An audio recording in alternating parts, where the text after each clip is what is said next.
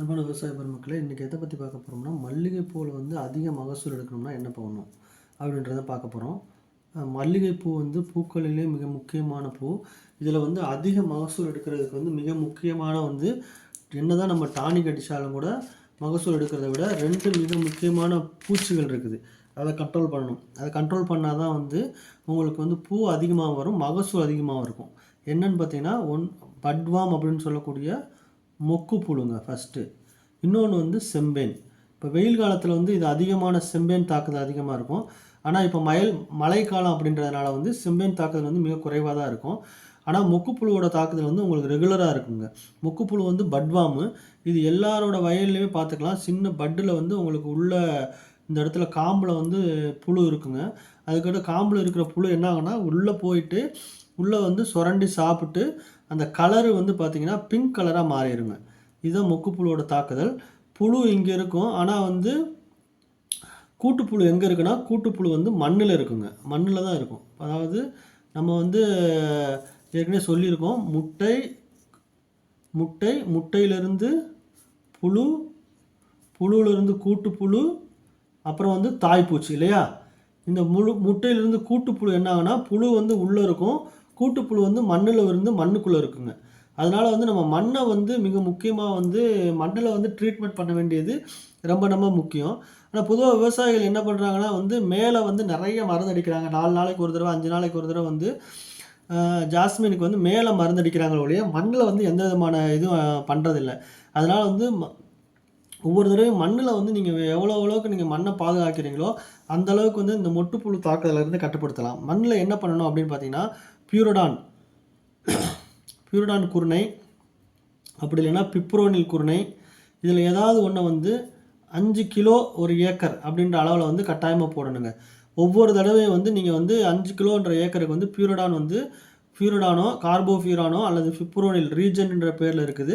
இது 5 கிலோ போட்டு மண்ணை வந்து நீங்கள் வந்து இது பண்ணால் தான் மண்ணில் உள்ள அந்த பியூப்பான்னு சொல்லக்கூடிய கூட்டுப்புழு வந்து சாகுங்க. ஏன்னா கூட்டுப்புழுவை நீங்கள் கொண்டுட்டிங்கன்னா அடுத்த தாய் அந்து பூச்சி வராது, புழு வைக்காது, முட்டை வைக்காது. அது ஒரு மெத்தடு. இன்னொரு மெத்தட் என்னென்னா வந்து கோரஜன், நீங்கள் கேள்விப்பட்டிருப்பீங்க. கோரஜன் மருந்து குளோரன் ட்ரனிலிப்ரோல். இது பார்த்தீங்கன்னா வந்து 0.5 ml per litre of water, 1/2 milli 1 litre தண்ணிக்கு வந்து நீங்கள் ஸ்ப்ரே பண்ணினீங்கன்னா இது ஊடுருவி பாயக்கூடிய நஞ்சுங்க. ஊடுருவி பாயக்கூடியனா இலை வழியாக பாஞ்சு நீங்கள் புழுக்குள்ளே போய் ஏன்னா முட்டை வந்து பூக்குள்ளே தான் இருக்கும் அந்த பட்வாம்ன்றது. ஸோ அது வரைக்கும் உள்ளே போய் அதை கொல்லக்கூடிய சக்தி வாய்ந்தது தான் வந்து இந்த கோரஜன் மருந்துங்க. அதை தவிர நிறையா மருந்து வந்துருச்சு. நீங்கள் சாதாரண மருந்து ஏதாவது அடிக்கிறீங்கன்னா குளோரிபைரிபாஸு, சைபர்மெத்ரின் அந்த மாதிரி ஒரு மருந்து அடிச்சுக்கலாம். எல்லோரும் கேள்விப்பட்டிருப்பீங்க டர்ஸ்பான்னு. குளோரிபைரிபாஸ் ப்ளஸ் சைபர்மெத்ரின் அந்த காம்பினேஷன் போகலாங்க. குளோரிபைரிபாஸில் 20% இருக்குது, சைபர்மெத்ரின் 5% இருக்குது. இது வந்து ஈஸி ஃபார்முலேஷன். இது வந்து 2 மில்லி 1 லிட்டர் ஆஃப் தண்ணிக்கு வந்து நீங்கள் யூஸ் பண்ணலாம். அப்படி இல்லை இதுவும் சரியாக கேட்கல அப்படின்னா வந்து அதுக்கு அடுத்த டோஸ் வந்து ப்ரொப்பனோபாஸ் இருக்குங்க. ப்ரொஃபனோஃபாஸ், கியூரக்ரான்னு கேள்விப்பட்டிருப்பீங்க. ப்ரொஃபனோஃபாஸ், இந்த ப்ரொப்பனோபாஸ் தனியாகவும் அடிக்கலாம் அல்லது ப்ரொப்பனோபாஸ் ப்ளஸ் சைப்பர் இதோட கலந்து இருக்குது, இதையும் அடிக்கலாம். இப்படி அடிக்கிறதுனாலவும் புளி சாகும். இது வந்து நம்ம ஒரு வாரத்துக்கு ஒரு தடவை வந்து மருந்து அடிக்கிறனால என்ன பண்ணுவாங்கன்னா, நிறைய பேர் வந்து இந்த மருந்தை வந்து மாற்றி அடிக்கணுங்க. ஒரு தடவை வந்து கோரஜன் அடித்தோம்னா அடுத்த தடவை குளோரிபைரிபாஸ் அடிக்கணும். பூவுக்கு வந்து நிறைய மொட்டுப்புழு வந்துச்சு, அப்புறம் வந்து அசுவினி இருக்குது, கொசு இருக்குது அப்படின்ற சமயத்தில் வந்து நீங்கள் என்ன பண்ணணும்னா வந்து பிப்ரோனில் 40%, அதாவது பிப்ரோனில் 40%, இமிடாக்ளோபிரிட் 40% உள்ள WG ஃபார்முலேஷன் உள்ள குருணை மருந்து இருக்குங்க. போலீஸ் அப்படின்ற பேரில் இருக்கும். இதை வந்து நீங்கள் வாங்கி உபயோகப்படுத்தலாம். இது வந்து வாங்கி உபயோகப்படுத்தினாலும் மொட்டுப்புழு தாக்குதலிலிருந்து வந்து நம்ம ஜாஸ்மினை வந்து பாதுகாக்க முடியுங்க. இது ஏகப்பட்ட மருந்து இருக்குது. இதில் எந்த மருந்து வேணாலும் நம்ம பயன்படுத்தலாம். ஆனால் ஒரே மருந்து திருப்பி பயன்படுத்தாமல் வந்து ஒவ்வொரு தடவையும் வந்து நீங்கள் மருந்தை மாற்றி பயன்படுத்தும் போது தான் வந்து புழு சாகுங்க. இன்னொன்று பார்த்தீங்கன்னா, அடுத்ததாக பார்த்தீங்கன்னா செம்பேன் வந்து பொதுவாக வந்து வெயில் காலத்தில் தான் மிகப்பெரிய பாதிப்பை ஏற்படுத்தும். இப்போ மழை காலம் இருக்கிறனால வந்து இது பெருசாக ஏற்படுத்தாது. ஜென்ரலாக வந்து மழை காலத்தில் வந்து செம்பேன் இருந்துச்சுன்னா வெறும் சல்பர் 80 WG மட்டும் வந்து நீங்கள் யூஸ் பண்ணால் போகும். அதே மாதிரி வெயில் காலத்தில் வந்து ரொம்ப அதிகமாக வந்து இந்த செம்பேனோட தாக்குதல் மிக மிக அதிகமாக இருக்கும். அதுக்கு வந்து பேயர் கம்பெனியில் வந்து மொவன்டோ எனர்ஜி அப்படின்ற பேரில் இருக்கும். அது ஸ்பைரோடெட்ரமைட் அப்படின்றது 11.1% ப்ளஸ் இமிடாக்ளோப்ரிட் அதுவும் வந்து 11.1% கலந்த ஃபார்முலேஷனுங்க. இதை உபயோகப்படுத்தலாம். அப்படியும் செம்பேன் நமக்கு கேட்கல அப்படின்னா அதுக்கு அடுத்த ஃபார்முலேஷன் உள்ள ஒபரான் அப்படின்னு ஒரு மருந்து இருக்குங்க. அது ஸ்பைரோமெசிஃபன் அப்படிம்பாங்க. ஒபிரான் சரிங்களா, ஸ்பைரோமெசிஃபன் இதுவுமே கூட நம்ம உபயோகப்படுத்தலாம். இது 22.9%ங்க, ஈஸியாக இருக்கும். 0.5 to 1 ml per liter of வாட்டருக்கு வந்து நீங்கள் உபயோகப்படுத்தலாம். இல்லை நம்ம விலை குறைவான மருந்து உபயோகப்படுத்தணும்னா டாடா கம்பெனியில் நகாட்டான் இருக்குது. அது இத்தியான் 40%ம் சைப்பர் மெத்ரின் வந்து 5%ம் கலந்த கலவைங்க.